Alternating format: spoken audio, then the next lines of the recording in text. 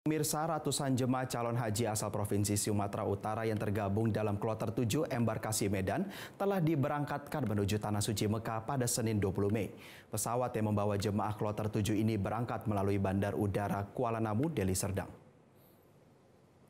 Kloter ke-7 Embarkasi Medan ini berasal dari 3 kabupaten di Sumatera Utara, yaitu dari Kabupaten Labuan Batu Utara, Kabupaten Langkat, dan Kabupaten Toba. Sebelum berangkat, para jemaah harus melewati tahap terakhir pemeriksaan yang dipusatkan di gedung Madinatul Hujaj.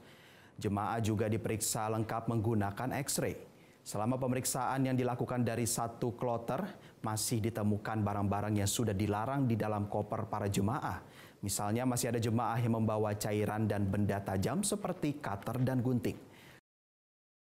Jelajahi cara baru mendapatkan informasi. Download Metro TV Extend sekarang.